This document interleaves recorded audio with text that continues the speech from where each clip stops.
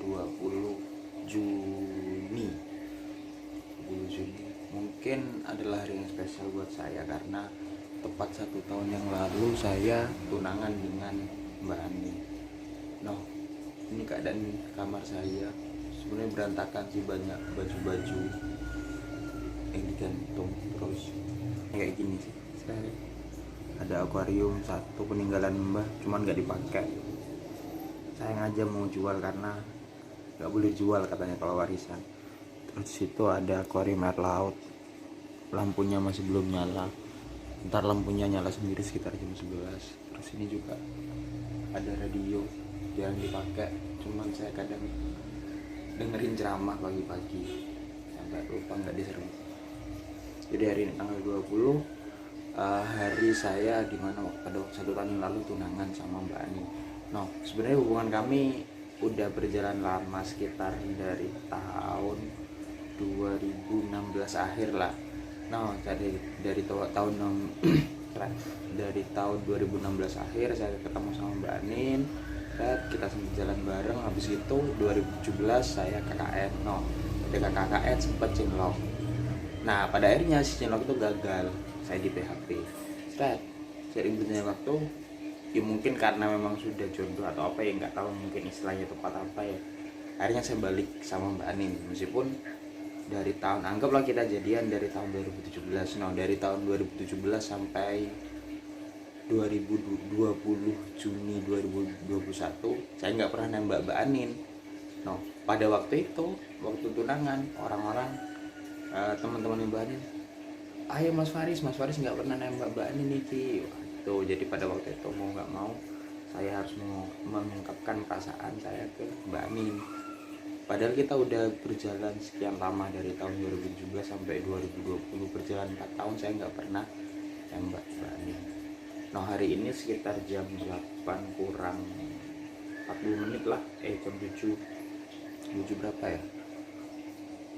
Jam 7.38 karena jam saya ini sendiri, jam saya ini lebih dari 10 menit daripada jam yang normal, karena mungkin bisa dikatakan saya cukup berhati-hati ketika berjanjian sama orang, takut telat dan segala macamnya lah. Nah, biasanya saya berangkat ke warung kopi sekitar jam 6:30 karena tadi bangunnya kesiangan. Saya baru bangun jam 7, terus harus nyuci selimut, harus ngepel rumah, nyapu rumah. Jadi mau nggak mau berangkat sekarang, meskipun belum mandi, saya cuma cuci muka. Nah, dah itu aja. Lanjut bentar lagi di kedai kopi. Saya akan ngobrolin tentang kapan saya mulai usaha kopi. Itu aja sih. Oke, dadah. Mbak Anin sekedar info, Mbak Anin, saya nggak sama Mbak Anin karena masih belum menikah. Kami menikah bulan depan dan kami masih belum tinggal satu rumah. Dan Mbak Anin tinggal di Arjasa, Kemudian Mbak Anin kebetulan bekerja di salah satu BUMD di Kabupaten Jember. Itu aja sih. Oke, Assalamualaikum, dadah. Halo, assalamualaikum warahmatullahi wabarakatuh. Kali ini bingung sih sebenarnya mau ngobrol apa. Cuman tadi malam sempat kepikiran pengen ngobrol masalah hewan peliharaan. Ya, kebetulan saya juga punya hobi memelihara hewan peliharaan, yaitu burung sama ikan. Nah, cuman untuk kali ini ikannya masih nggak ada di akuarium ini, kosong karena ini lambang nggak saya beresin. Terus di belakang saya ini ada akuarium air laut. Akuarium air lautnya juga kurang terawat juga sih, karena hanya ada ikan aja, terus koral-koralnya pada mati. Koral-koralnya mati itu karena parameternya nggak bagus airnya, karena saya kan jarang banget ngecek. Singkat cerita masalah hewan peliharaan, saya akan ngobrol masalah hewan peliharaan. Dari kecil saya memang kebiasaan melihara hewan sih, nggak tahu memang bawaan dari lahir atau memang bawaan dari lingkungan keluarga, juga nggak tahu. Terus sepertinya sih karena dari keluarga. Kebetulan ayah saya seorang santri, dan ketika dia nyantri di tempat di sini di Jember, biasanya si kiai itu menyerahkan hewan peliharaannya, atau si santri itu suruh ngawat hewan peliharaan dari kiai tersebut. Kebetulan bapak itu dulu, papa saya memanggil ayah saya itu dengan sebutan papa, jadi kalau ngomong bapak sepertinya agak kaku. Nah, kebetulan si papa dulu ini ketika waktu masih nyantri, dia sering disuruh ngerawat burung perkutut sama ayam bekisar. Nah, sekarang saya juga pelihara perkutut sama ayam bekisar. Perkututnya cuma 1 ekor dan ayam bekisar 1 ekor. Besok saya videokan ayam bekisarnya. Kalau perkututnya ada di rumah saya di Sukowarno. Nah, jadi kalau ngomong hewan peliharaan, ketika saya waktu SD mesti kan dikasih uang sangu tuh ya, uang saku untuk jajan di sekolah. Nah, kebiasaan saya itu selalu buat beli ikan atau buat beli kelomang untuk dibawa ke rumah. No, ikan yang dibawa ke rumah itu habis itu saya buat kolam kecil di rumah. Saya buat kolam kecil terus kasih plastik biasanya sih. Jadi kita tuh gali tanah, habis itu dikasih plastik biar nggak bocor. Nah, dari situ dikasih ikan. Nah, itu terus kayak gitu, sering apa ya namanya ya, hampir dikatakan tiap pulang sekolah itu saya beli ikan. Nah, pesan penjual ikan pada saat itu pasti mengatakan, "Le, sampai rumah jangan lupa ikannya dikasih makan ya biar nggak mati." No, cuman ikan yang saya beli di ketika waktu SD pasti selalu mati, nggak tahu kenapa sebabnya, pasti kebanyakan matinya. No, mungkin si orang tua saya, papa nih, bosen ngeliatin anaknya kerjanya beli ikan mati, akhirnya saya dibelikan akuarium. Pada waktu itu kalau nggak keliru kisaran ukuran 60 cm atau 70 cm. Saya ingat betul pada waktu itu warna hijau, dan di sana ada mainan naga-naga sama batu warna-warni. Deh, ya namanya anak kecil ya, dibelikan akuarium, seneng banget pada saat itu. No, mungkin kalau anak kecil setiap punya mainan baru pasti diumbar terus kan, dibuat mainan terus sampai pada akhirnya akan ada juga titik bosan. Nah, jadi ketika sudah titik bosan itu sampai pada dimana karena beli ikan terus makan ikan satu dengan yang lain saling memakan, jadi dari situ saya bosen. Terus juga akuarium udah kepenuhan terus kan, ikan geraknya gitu aja. Nah, saya tinggal di desa Sukowarno pada waktu itu, desa Sukowarno, kecamatan Sukowarno. Nah, kebiasaan teman-teman kalau sore itu kan pasti main bola, terus main kelereng atau main di pekarangan rumah. Dan pada saat itu juga banyak teman-teman itu berburu anakan burung atau mencari sarang burung. Biasanya sih menggunakan katapel. Cuman karena kalau kita katapel itu burung itu kan biasanya kebanyakan mati. Jadi saya lebih suka memilih cari sarang burung, berharap di sana ada telur atau ada anaknya, terus kemudian dibawa pulang, terus saya lawan. Nah, karena memang anak kecil nggak bisa ngerawat burung ya, cuman kebanyakan pasti mati lagi pelihara burung itu, entah itu burung emprit, burung terucuan atau burung puter, itu banyak matinya sih ketika saya waktu pelihara. Karena pertama yang nggak punya ilmunya, terus yang kedua ngasal ngasih makan aja, akhirnya ya mati. Nah, cuman pada suatu ketika saya ingat betul pada waktu itu papa ini membelikan saya burung puter. Kalau katanya, kalau dalam bahasa Indonesia tuh mungkin biasa disebut dengan burung derkuku. Nah, burung derkuku itu satu pasang, ada dua ekor dalam satu sarang. Nah, pada saat itu si burung derkuku ini masih diloloh. Nah, ketika diloloh itu kan cara ngelolohnya, jadi ini ada kain ya, misalkan kain atau kos kaki. Kos kaki itu diisi beras jagung yang sudah dibasahin, terus dilubangi kecil, terus kita loloh. Nah, terus saya rawat tiap hari sampai pada akhirnya si burung ini udah belajar terbang. Nah, giliran sudah waktu bisa terbang, ternyata burung ini kabur dan nggak kembali ke rumah. Saat itu ya nangis.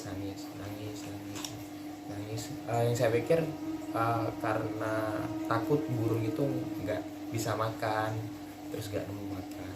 Yo, memang aslinya burung itu apa ya, di alam liar, bukan di dalam sangkar sebenarnya saya.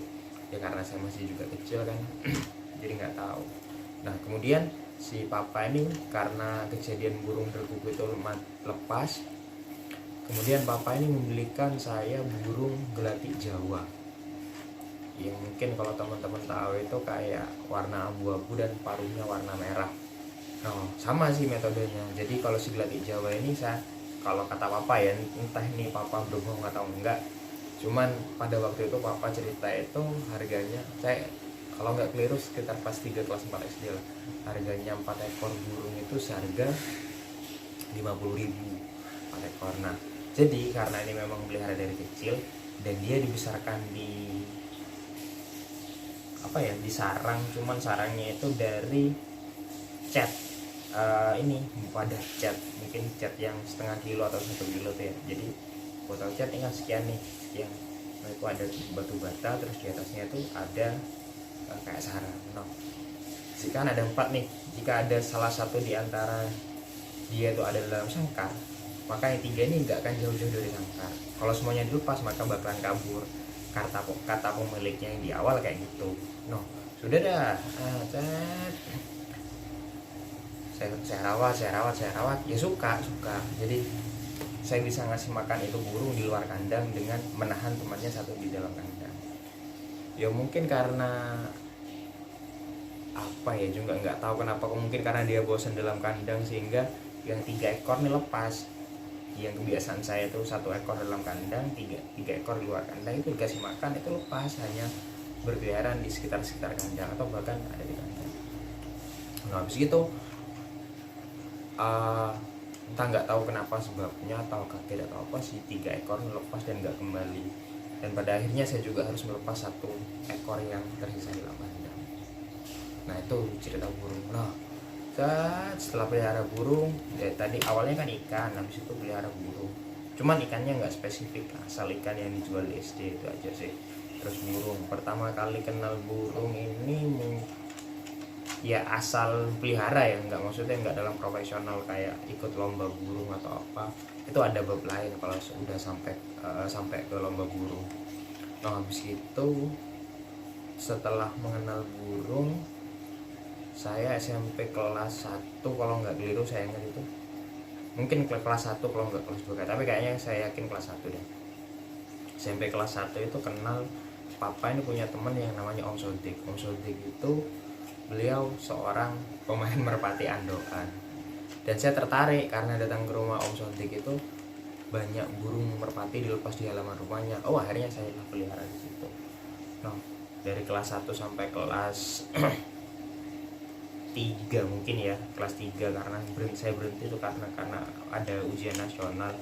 No, ujian nasional pada saat itu saya mengalami 100% kelulusan, tergantung sama hasil ujian di hari itu. Jadi kita sekolah 3 tahun akan sia-sia jika memang ujian nasionalnya kita gagal. Jadi kita akan dianggap tidak lulus itu di sana. No, di situ kembali sama merpati. Pelihara merpati ini ceritanya, saat pelihara merpati hari saya terjebak di dalam permainan judi, karena kita balap merpati kan, saya balap merpati. Ya orang tua jelasnya setahu sih, cuman orang tua bilang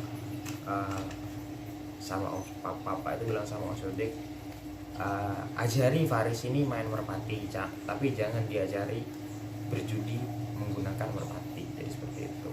Nah, sampai sekarang kalau ada lomba merpati atau ada video di YouTube tentang merpati, saya suka karena saya pernah berada di fase sangat cinta dengan merpati, dan jika memang ada merpati saat ini, saya tahu mana merpati yang bagus dan mana yang enggak, meskipun hanya basic lah ya. Atau ketika memang ada merpati berjalan, saya tahu mana yang jantan mana yang betina, meskipun merpati itu antara jantan dan betina secara fisik itu hampir sama. Kan kelas berapa ya, habis itu kelas 3 SMP saya pelihara cupang, cuman pelihara cupang asal ngikut aja, maksudnya nggak profesional belajar cupang. Oh, cupang itu seperti ini, oh enggak belajar itu. Terus habis itu SMA kelas 1 saya masuk dalam dunia kicau. Pada waktu itu burung kalau kata orang-orang tercuk anair atau burung tercuk baret, atau tercuk baret yang topinya warna hitam. Nah, awalnya di situ, pelihara di situ 2 ekor. Saya beli di Cumedap di rumahnya Papa. Papa ini mungkin teman lamanya Papa. Saya nggak tahu sekarang si Papa ini masih hidup atau enggak, cuman semoga saja masih Papa ini masih sehat. Jadi Papa itu ngejual burungnya 2 ekor, dan keduanya itu sangat jinak. Nah, situ saya pelihara terucuan, dan pada waktu itu juga harga burung pleci itu sangat murah, sekitar 1.500 rupiah harga burung pleci. Dan di alam liar itu sangat banyak. Saya pelihara burung pleci juga, terus wes macam-macam besan pelihara burung pleci. Terus pernah juga uang SPP dipakai buat beli burung waktu zaman, sudah biasa kayak gitulah ya, dipakai buat beli burung. Terus ketika sudah waktunya rapotan bingung mau bayar, ya seperti itu.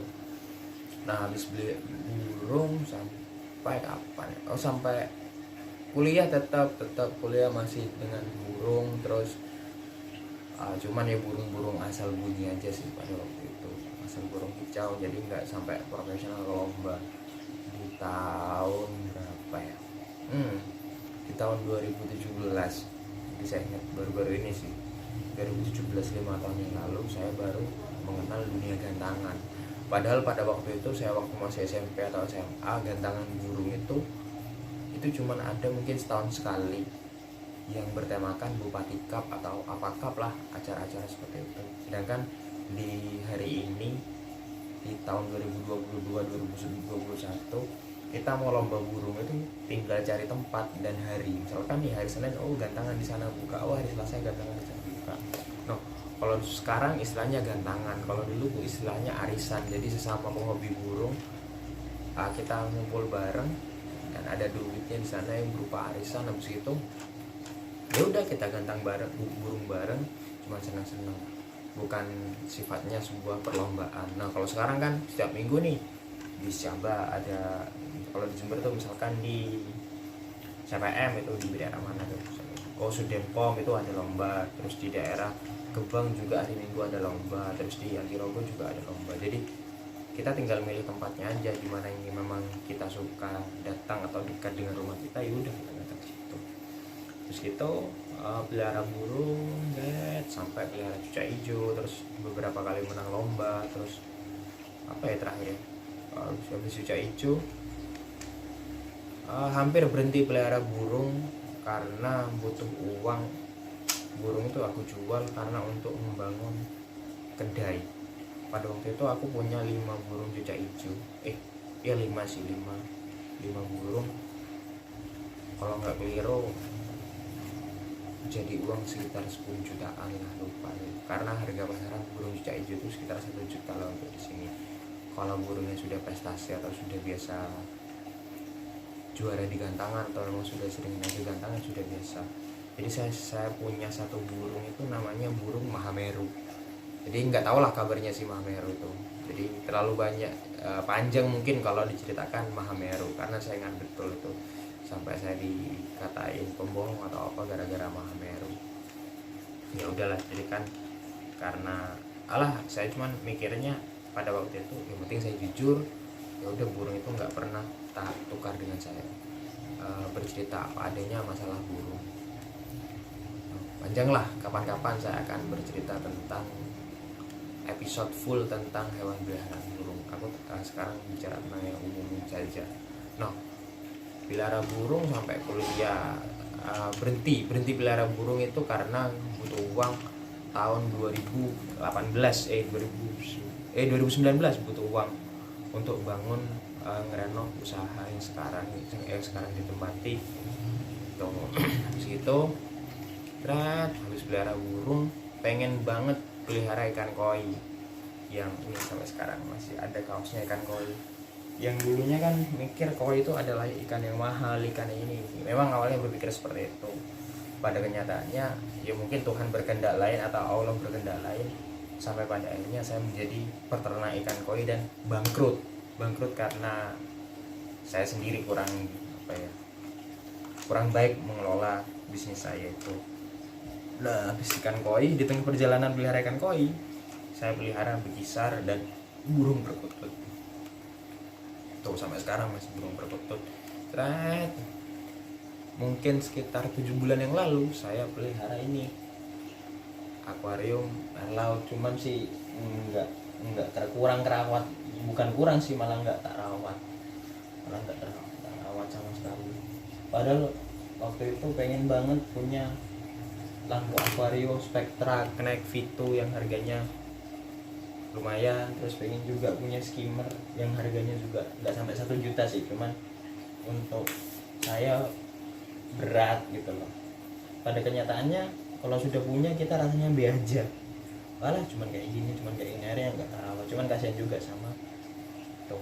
No, saya lupa ada hal yang terlewatkan. Tahun 2013 saya sempat jual beli cupang secara profesional, bahkan sempat dimintai tolong itu ngirim ikan ke Singapura pada saat itu, tahun 2013. No, akuarium ini akuarium peninggalan almarhum kakek saya, dan saya bukan berjanji sih, kalau berjanji mungkin berat sih.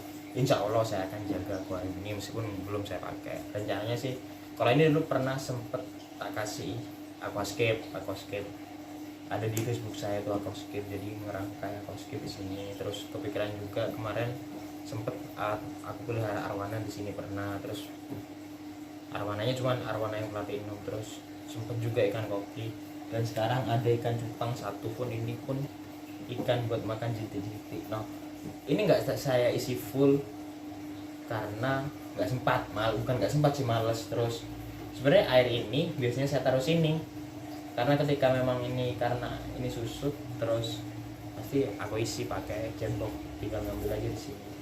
Karena kalau akuarium air laut itu biasanya menyusut karena kadar air laut itu, karena sifat air laut itu selalu menguap. Yang menguap itu adalah kadar air, bukan kadar garam. Maka dari itu harus ditambahkan air asli, air tawar lah, air tawar. Cuman sebenarnya nggak air pump juga, aslinya pakai air PDE, air RO, atau enggak kalau boleh nyebut merek, Cleo atau RO atau apalah, saya lupa namanya tuh. Di situ masalah hewan peliharaan. Dan juga saya pernah punya, jadi gini, kalau saya lupa nih, hampir semua hewan yang saya pengen itu hampir selalu aku upload di Facebook. Contohnya nih, pengen aquascape, pengen punya kuda, pengen punya anjing, pengen punya kucing bengal maksudnya. Terus apa lagi ya, udah sih itu aja, perkutut udah. Dari semua hewan peliharaan yang belum keturutan cuma 2, yaitu BNI Sankonur sama kuda, masih belum segera keturutan. Mungkin itu aja sih vlog hari ini, cerita tentang hewan peliharaan saya. Kalau mungkin mau tanya-tanya masalah hewan peliharaan, bisa kita curhat bareng atau ngobrol bareng masalah hewan peliharaan. Juga saya juga lupa, saya juga pernah pelihara musang rase dan musang pandan, juga pernah pelihara berang-berang. Bisa dikatakan pernah juga dikasih sama rival lagi, seorang ketua komunitas reptil di Jember, itu dikasih iguana. Apa ya, hamster pernah sih, hamster pernah. Apalagi ya, bisa dikatakan hampir semua hewan peliharaan saya pernah pelihara, kecuali ular, karena kalau ular terlalu beresiko. Bahkan papa sendiri pernah pelihara ini apa namanya ya, tarantula. Ini pun tarantula dapat pemberian dari teman saya, Mas Dadu namanya. Terus hari ini saya jadwalnya mau ke kedai, cuman masih nunggu Mbak Anin kerja belum datang. Akhirnya saya ngevlog lah sih, istilahnya ngevlog. Kita nggak tahu jam Mbak Anin datangnya jam berapa. Biasanya sih datangnya jam, baru balik kantor tuh jam 4, cuman karena hari ini itu tanggal 20 dan tanggal 20 itu adalah hari terakhir pembayaran, biasanya di kantor PDAM itu rame. Dari situ mungkin sih Mbak Ani pulangnya agak telat, tapi mana saya nggak tahu, karena saya masih belum buka WA sama sekali. Buka WA cuman dibalas stiker sama Mbak Anin. Kalau ngomong hewan peliharaan, si Mbak Anin itu suka sama kucing. Di rumahnya itu ada kucing namanya Milo. Besok-besok saya akan bercerita tentang si kucing Milo. Mungkin kalau nggak sibuk atau nggak males sih, bukan sibuk sih, lebih tepatnya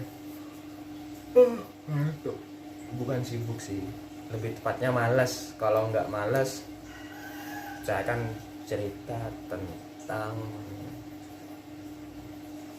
warkop Cak Kebu, gimana usaha yang saya sekarang geluti dan berjalan sama sekarang udah sekitar 7 tahun. Oke, ada, terima kasih.